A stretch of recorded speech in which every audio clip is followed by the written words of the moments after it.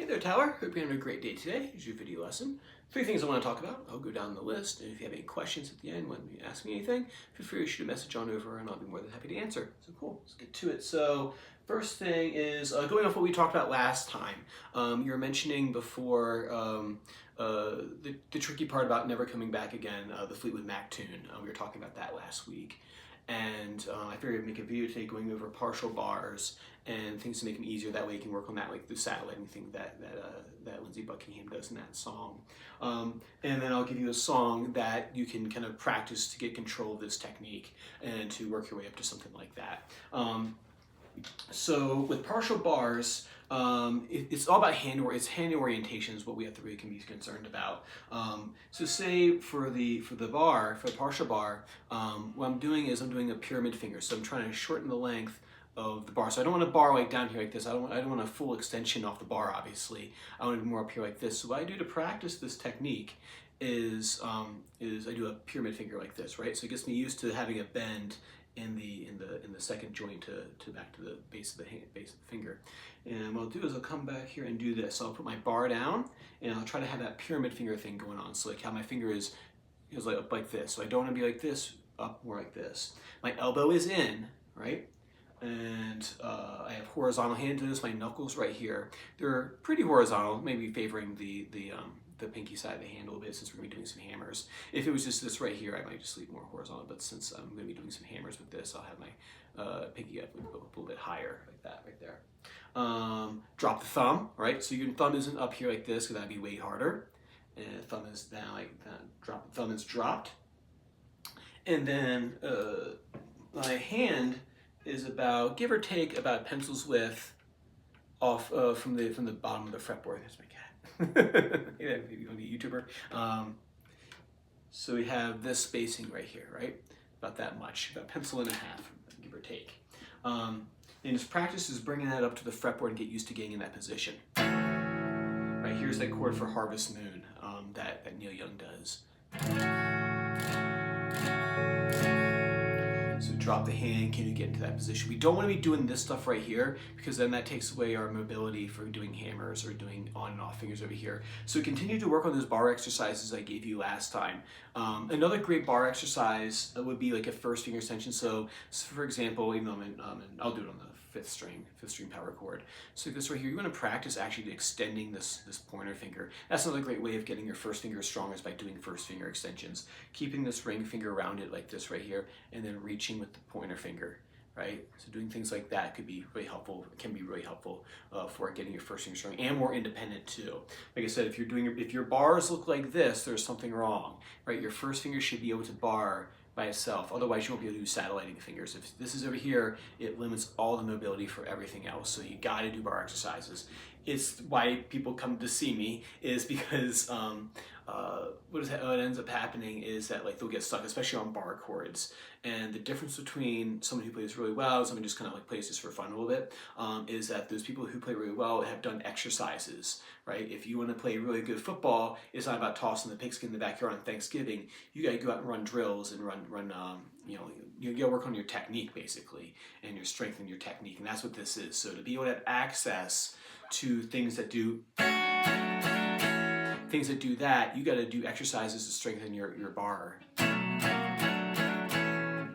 Right, that happens all over. I think that's in that's in the We Will Rock You solo. Right, it's also in Hammer to Fall. He does it. Brian May does that in there. Anyway, I digress. So what you want to do is practice that first by itself. Okay, once you get this down, right, get this in position right here, right.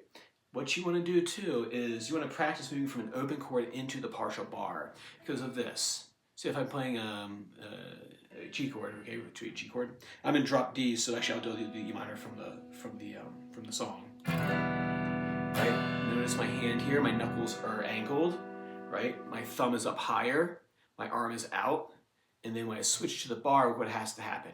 I drop my thumb, right? My arm adducts back to myself, put it back towards my body like this right here. Everything rotates in, and I'm turned, and my hand is more horizontal. Before, my E minor was like this, and when I turn, it's like this right here, and I got that spacing in here too, right? So I'm being able equivalent. So over here, I have a lot more space because I'm doing my thumb is higher.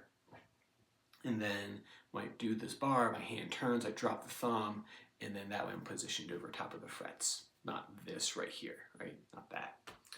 Cool, so work on that. So practice the switch between, look at D chord actually be good to do, and then to here.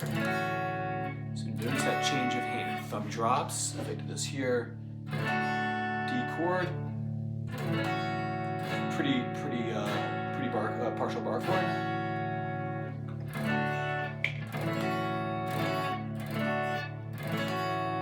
Right, so the hand changes. So don't try to muscle it in like this right here because you'll have a hard time reaching with that ring finger.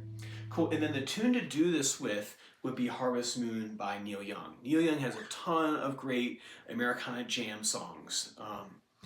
This one actually, in fact, is E Dorian, which is master scale is D major. So you have D, then E, E is Dorian, it's the second scale degree. You can check your chord wheel for that.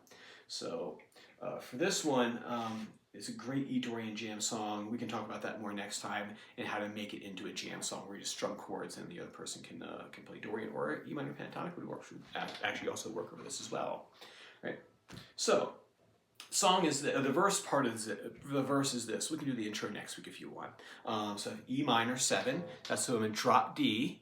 And so all I'm gonna do is I'm gonna take an E minor shape and just bump it up here, right? So I'm gonna drop D. If you do this in standard tuning, it's gonna sound like crap. So we have this, we have down, down, down. So drop D just in case. I know we talked about tunings a while ago. You tune the 6th string down to a D, a whole step down to a D. Everything else stays the same. And what we do is an E minor 7 chord. That's what this is. We can talk more about why that is next time. Down, down, up is the strum. We're gonna do that 8 times.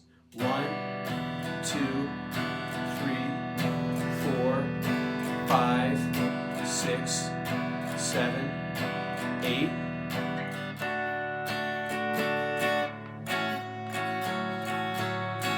You see why we're working on this is because this is just a single finger. So what's happening here, up, down, up.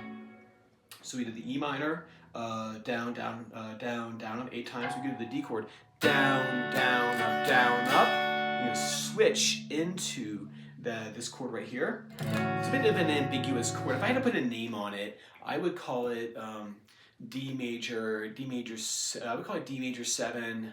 There's an E in there, but it's a lower tone. I would call it D major 9 is maybe what I would call it, right? That's the name I give it. It's really an ambiguous chord. In school, if I were on a test, I would put a P64 underneath it and then put in parentheses and call it a day and then take the B minus. It's just really it's a pretty chord. So it's where a major 7 has real mellow tone to me, so I'm thinking it's a major 7 if I had to put a name on it. That C sharp has the Dorian note in there too, by the way. We'll talk more about that next time. Remind me to. So we have this. 1, 2, 3, 4, 5, 6, 7, 8. D, down, down, up, down, up. Now you practice getting that ring finger on and off of a bar, a partial bar right here, which will help us later on get that down. Work on that for me for next time. If you have any questions, shoot them on over. If not, I will see you same time next time. Take care.